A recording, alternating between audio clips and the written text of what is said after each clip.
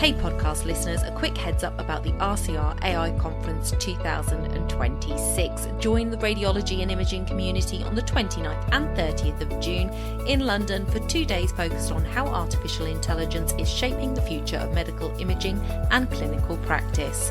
The conference brings together clinicians, radiographers, researchers and industry to explore real-world applications of AI, policy considerations and what's coming up next for the profession.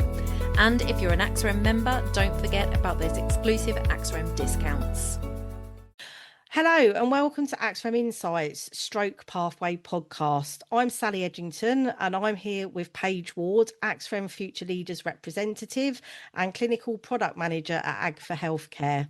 Today we have the pleasure to be speaking to Michelle Damaccio, Associate Director of the Stroke Association. So welcome Michelle and thank you for being on our show today. Let's start by handing over to you to tell us about yourself, your career so far and what led you to the Stroke Association. Thank you for having me. Now I'm quite excited to be here. I have worked for the Stroke Association for 11 years, and I don't know if you can tell by my accent, but I am not originally from here. I'm actually Canadian. And 28, I found myself in a situation where I was at risk of redundancy, and I took a trip to Europe, and that inspired me to continue traveling. So I moved to England with the intention of only living here for a year, but then 21 years later, I'm still here. And when I started working in England, my first job was in charity. So I had kind of my whole time living in England, I have always worked with charities, previously supporting disabled people, disadvantaged people into work. I worked for an organization that supported people with learning disabilities. And I think my longest stint has been with the Stroke Association for the 11 years. Fantastic, thank you. And I'm glad that the UK drew you in and kept you because it sounds like you're an amazing asset at the Stroke Association based upon the engagement that we've had. Today we're talking about the AXREM paper on the stroke pathway, which lays out one of the clearest and most urgent pictures we've seen of the challenges facing stroke care today. With more than 100,000 strokes occurring each year and demand projected to rise sharply, the report highlights how performance across the pathway has plateaued, regional inequalities persist, and critical interventions like thrombosis and thrombectomy remain underused.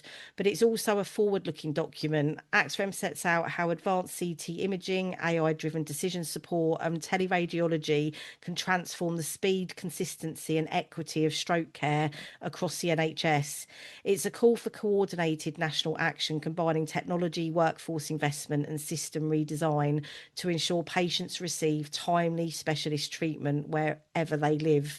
Today, we're going to dive into what the paper reveals, why it matters, and how these recommendations could reshape the future of stroke services in the UK. So I'm going to hand over to Paige now, who will ask some of our questions. Thanks, Sally, and hi, Michelle. It'd be good to hear your thoughts on what you think, Michelle, what you think must be done to meet NHS England's aspiration of 10% thrombectomy access, and how can this affect the outcome for a stroke patient?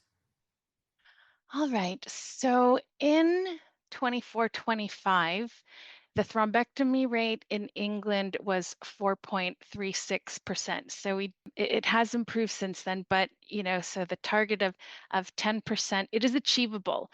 I think around 15% of people could be eligible for thrombectomy.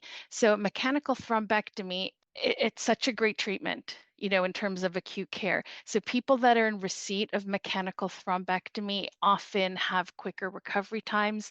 They're often impacted less by degrees of disability. The amount of rehab would be lessened if they get this treatment. So it is extremely effective in improving, the quality of life for people and their recovery following stroke. Now, right now, in England, not every center that does offer mechanical thrombectomy, they don't offer it all on a 24/7 basis. So in some areas you might be disadvantaged. for example, if you have your stroke on a weekend or in the middle of the night. So part of, what we've been working to support the NHS to achieve is to offer 24/7 thrombectomy everywhere that it's offered in England. And right now, I think there are 15 centers in England that are providing this 24/7, and that, further sites are closer to kind of implementing this. In some areas, they might, like one center might do it 24/7 on their own, and in other places they might have an arrangement with another center where maybe 1 week on, all the overnights, happen in one hospital, and then, the following week it then changes. So regardless, depending on where you live, if you can access it 24/7, that will definitely improve and increase the number of people that would be receiving it. There's some other things that could also help and will also help the increased take-up of thrombectomy. And it's kind of the role of communities of practice and clinical networks, because through these networks and communities, there's, peer support, there's sharing of knowledge and, expertise and learning between the different centers. So it's important that these things continue and carry on. Also, there is training and education and support. So I think, for a time, the focus might have been on the number of, oh gosh, let me get this right, intraneural radiologists who perform the thrombectomies, kind of having a number of them available. But it isn't just those who perform that. You need the nurses, that support the procedure, the anesthesiologist, transport if then they're going to go back to a stroke unit. You need access to good rehabilitation following it, because it isn't just enough that you get some of the treatments like thrombolysis or thrombectomy for the acute care. It is really important that people have good access to quality rehab. So that kind of training, education, and support is key to increasing the number of thrombectomies. And like, I talked a little bit about workforce. So the 10-year health plan, workforce plan in England, that's an opportunity for, the right levels of staffing to be in place. Because that is kind of crucial to ensure that there's effective, safe treatment across the whole stroke pathway. So yeah, I talked, we're talking a lot about the acute, but that I can't stress enough how much the community rehabilitation is important. Once people are discharged home, that they can carry on to recover. And right now, I think only 17% of community-based services have the appropriate access to each core therapy. So that would include like physiotherapy, occupational therapy, speech and language therapy. So, these are services that can be available to stroke survivors after they've been discharged from hospital to carry on, rehabilitating at home. And it isn't just kind of those communities of practice within, England, for example. Like there's a 5-nations thrombectomy committee, which includes the 4 UK nations plus the Republic of Ireland, and they bring experts across the whole thrombectomy pathway together, and they explore learning and evidence and insights across the nation and share best practice to improve thrombectomy and address challenges. I think those are some key things. Yeah. I was going to say there is so much there to unpack. I've just taken loads of notes, and now I just have so much I need to say about this. So it's such a postcode lottery, and I think we find that across the NHS with lots of different things. But when somebody suffers a stroke, it absolutely should not be a postcode lottery. And when you said that there was 15 centres that are currently offering that, how many centres are there in total? I think 24. So Okay. So yeah. there's still a long way to go in order to get those all of those centres being able to offer it. And I think as well, there's just so much to unpack around the workforce shortage. We have workforce shortage in our area of radiographers and radiologists, and absolutely the 10-year plan does set out some of that. But I wonder, what is the Stroke Association's view on how we can increase the workforce? Do you have a view on what needs to be done and what the government needs to be doing in order to do that? Because it's easier said than done. There's only so many people, and it takes many years to train up into one of these roles, so there's not going to be an instant fix. So I just kind of wondered if you'd got any kind of views from the Stroke Association on that. Yeah, so my view would be like generally there needs to be investment, but investment isn't always like investing in the same thing that exists now and just many times over.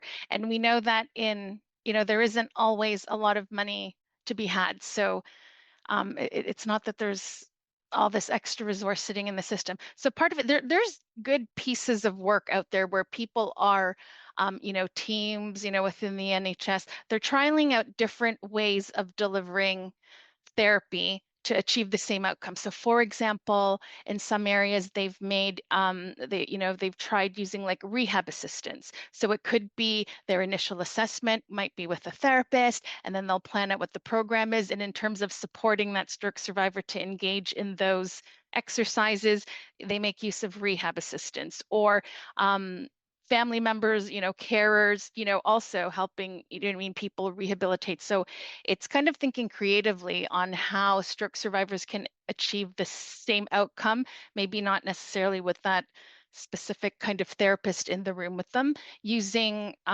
like technology, doing things, remotely where maybe you can have group exercise rather than one-to-one. So I think it's and this is happening, which is why like those communities of practice is really important, that teams that are finding different and innovative ways of delivering similar outcomes for people, that they share that, and if it's replicable. So that's why it is really integral that the Stroke Association can play a role in kind of convening and connecting. Like for example, there are ISDNs across England, and they're kind of groups, networks that support with quality improvement. And we host, some ISDN residentials where we bring together the ISDNs across England and, staff from NHS England and the Stroke Association, other organizations, to come together and kind of discuss things and do some, learning and sharing. So, we can continue to try and support that any which way we can. Michelle, I'd like to circle back to something you mentioned before about, the challenges with, I guess, accessing a 24/7 stroke service. So as you can tell, I'm from Australia and I used to work as a CT radiographer over there. So obviously it's such a vast country in Australia, and I worked in a rural area. So one of the biggest challenges we had was establishing a 24/7 stroke pathway. So I was the lead CT radiographer, and it was my responsibility to get a CT service implemented for this. But there was only 3 radiographers. So if you can imagine, setting up a 24/7 on-call service with 3 people was very challenging. And I was effectively on call as a backup CT person Monday to Friday for a full year because, such a small team. And this experience kind of highlights how important equity is for pathways. Pathways obviously need to work for patients, but also for staff delivering them. And in a country as big as Australia, logistics matter. Technology and collaboration are what ultimately make timely stroke care possible. So we relied heavily on things like IT and virtualization. And we actually leveraged a referral center, which was probably more than 7 hours away. We use video triage and I guess what we would call networked radiology to transfer images rapidly and I guess facilitate that pathway. But I just wanted to highlight that the challenges we see, staffing constraints, travel times, variable access to specialist care, these are barriers from all sides, all locations around the world, whether you're rural or if you're in a city. And I guess that was kind of a surprise for me when I moved over here. So yeah, just wanted to share that. Yeah, no, I think it's incredible how, um, you know, people who live in much different like areas, like, you know, that you've described, like rural Australia, um, how you could provide a 24/7, you know, service with, you know, a referring hospital being 7 hours away. I think that's absolutely incredible. I mean, in London, it's very different. I think the aim is that um, everybody in London is around 45 minutes-ish away from the closest hyperacute stroke unit, which is where you would get your acute stroke care. However, like thrombectomy being, you know, that wasn't delivered or available at the time that these hyperacute stroke units were set up. And in different parts of the country, it might be called like comprehensive stroke center. We use kind of different terminology. Um, Not every, I'm just going to say HASU because it's a lot of words. Not every HASU in London performs a thrombectomy. So it could be that, and it's so complicated, like, you know, if the London Ambulance Service or whatever brings you, so, you know, one of the benefits of AI is kind of it supports with quicker decision making.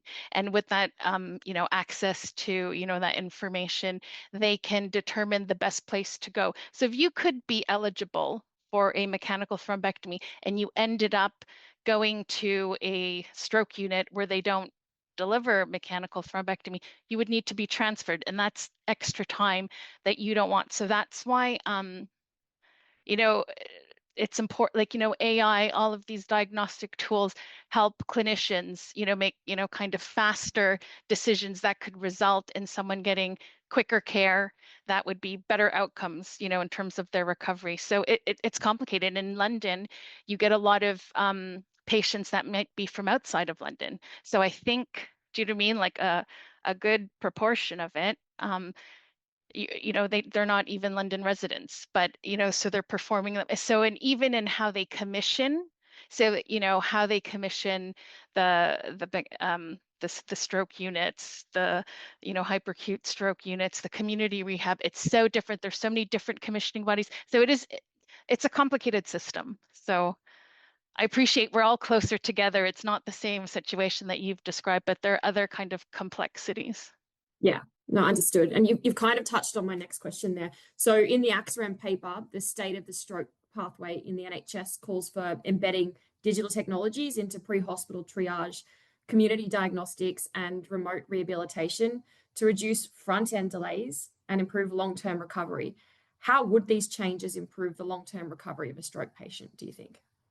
Yeah, so definitely we always say kind of like time is brain. So the Yeah. sooner somebody can be in receipt of one of these treatments, such as thrombolysis or thrombectomy, you know, like I'd mentioned before, the quick, you know, it'll, you know, sorry, less degrees of disability. So stroke is actually the leading cause of adult disability in the UK. So the sooner they can be treated, and as I mentioned before, you don't want to be in a place, do you know what I mean, where potentially you're not able to get thrombectomy or the treatment that you need. So these digital tools definitely help. So in pre-hospital video triage, for example, like in London, it's based on a video model. I guess in some other areas it's telephone only, but a clinician, you know, a stroke trained clinician has the opportunity to see, you know, the patient and, you know, interact, ask them questions. You know, they might be like, can you lift your hands above your, you know, they can actually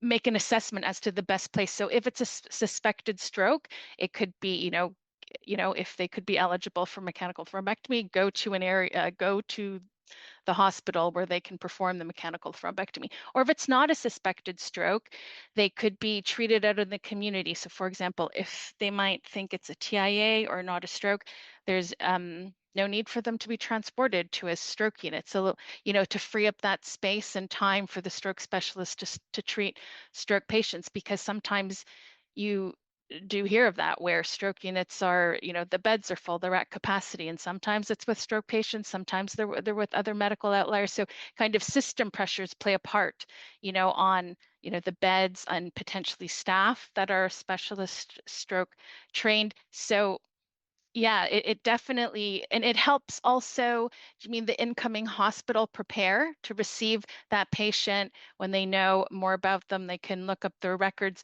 to, again, speed up the process of potentially getting them the quickest access to, stroke treatment like the thrombolysis or thrombectomy when they get there. So it's quite important, helpful. Yeah, and Yeah. I think we need to also acknowledge just the amount of charities that are involved with helping stroke survivors.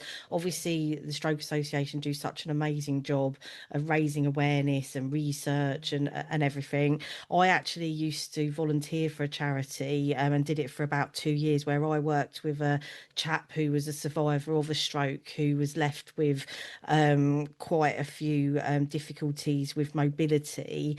And I used to go in once a week and make sure that I got him moving. So take him for walks, take him out in the car and things like that. And the difference that I saw in him in the 2 years that I worked with him was being sat at home in a chair and not having any extra curricular activities, if you like, outside of the house, to actually his mobility improved so much. He still couldn't walk unaided or alone, but we used to go from just walking down the street to actually one day we walked the whole length of a canal that we went and visited. So I think it just shows that rehabilitation piece is so important. And I know that obviously there's a difficulty in resources, but there are also, and it shouldn't rely upon charities, but there are lots of charities out there that also can offer that additional help. So I just really wanted to kind of note that. For all our listeners, could you tell us the signs and symptoms to look out for someone who's potentially suffering a stroke, and what should they do? Okay, so there is the FAST test, and this is to help people identify signs of a stroke. So the F stands for face, like for example, is one side of their face drooping? It could be their mouth or their eye. The A is for arms, can they raise both their arms and kind of keep them there? The S is for speech. So does someone have difficulty speaking, or do they have difficulty understanding what other people are saying? So the T is for time. So if you recognize any of those symptoms, we want you to call 999 because stroke is a medical emergency. As we've discussed, time is brain. So you want to potentially get treated if you are having a stroke as quickly as possible. So definitely it's call 999. And as we mentioned, like not every hospital has a specialist stroke unit. So the ambulance service will know, do you mean like the best place to take you, which is why we don't encourage people to just go to their closest hospital, because we've heard stories, we've spoken to people, they went, I went to my nearest hospital, but they don't treat stroke. So then so it's just kind of the delay. But that's not, if you're having a stroke, that doesn't necessarily mean you will experience like face, arms, or speech. Those are the most common signs that we teach people to kind of watch out for. But people might have, migraines, or they might have, issues, visual problems, or issues with their balance, nausea. So there are some other symptoms, but definitely if people can familiarize themselves with the FAST test, then that's a good indicator. Yeah, and I guess maybe worth mentioning, if someone has those symptoms, it's okay to ask for help, like even if you're in doubt, because I know we had a family member recently that had a heart attack. They're absolutely fine now, but we're like, oh, is it a heart attack? Should we call for help? So yeah, definitely ring an ambulance. Thanks, Yes, Michelle. absolutely. And also as well, I think that like when we think about some conditions like a stroke or a heart attack, we automatically assume that it's somebody more mature. But actually, I know people that have had strokes that are actually, I would say, very young. So I Yeah. think we have to remember that it actually can affect anyone. So if any of those symptoms are affecting anybody, no, whatever age they are, don't discount it because it's a younger person. Because I know that, when I've been to stroke association things in the past, I think there was one I went to and there was a young lady who was I think late teens, early 20s, that had a stroke. So I think it's always just good to highlight that as well. There's no discrimination against age. It can literally be anybody. Absolutely. And increasingly, we're seeing people of working age have stroke. I mean, even children, have stroke. They're only around several hundred a year in the UK, but absolutely correct. Look out for these symptoms in anyone of any age. Yeah, thank you. Okay, so I'm going to mix things up a little bit now, and we're going to get even more we're going to go very light-hearted now with our quirky question. So I'm going to pose the quirky question first of all to Michelle. What fictional character would you be for a day and why? Oh my, that seems like a very big question. Which fictional character would I be for a day and why? I don't know if I'm like aging myself, but I'm sure I'll have a better answer if I had a few more minutes to think about it. But off the top of my head, because I'm watching something on Apple right now with the same character, Jennifer Garner. So I think it was 90s or 2000s. She was on this show called Alias, and her name was Sydney Bristow. And she was actually, I think, like a double agent. So she would often be in these like situations where she's like traveling to countries abroad, wearing get-ups, being girl power, kicking some butt, with the bad guys. So I just thought she was like a little bit of a girl boss or whatever. So right now, my fictional character is Sydney Bristow from Alias fame, played by Jennifer Garner, maybe on the top of my head because I'm watching something with her in it right now. Wow, very good. I never normally answer the quirky question, but before I go over to Paige, I've actually, as I said it, I was like, who would I be? I'd actually want to be Paddington Bear for the day. A, because I'm a massive fan, but also as well, I will never forget the scene where Paddington sat with the Queen and she put marmalade sandwiches into her handbag. So I would love to be Paddington to watch her do that. So that's my fictional character. So Paige, what fictional character would you be for a day and why? So I knew this question was coming, but I didn't have to think about it too long. Do just want to mention I've never seen Paddington Bear, so don't know what you're referring to with the sandwich, I think it was. But I would be Hermione Granger because we all love magic. And I thought that moving to England would be like being part of Harry Potter. I've even got my wand here. So Oh my gosh, that's amazing. That is yeah. a good one. I remember once being asked by one of my previous line managers, like, what could be helpful to you in your role? And I described, that necklace that Hermione had where you could turn back the time and then Yeah. just do different things at the same time by going back. So you've selected a good one. Hermione's a good one. Okay. I didn't think about that, but yeah, that would be another reason. And the handbag, come on, the best handbag in life.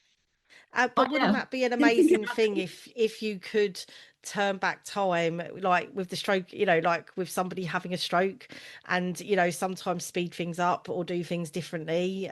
So actually, that's a really good Or one from a prevent it, personal or, and a yeah, absolutely. Oh, well, thank you so much for those answers. I think we've all found out a lot more about Michelle and the fabulous work and insights into the Stroke Association and the Stroke Pathway paper that we've published. A big thank you to Michelle for joining us and to Paige for guest presenting with me. And thank you to all of our listeners.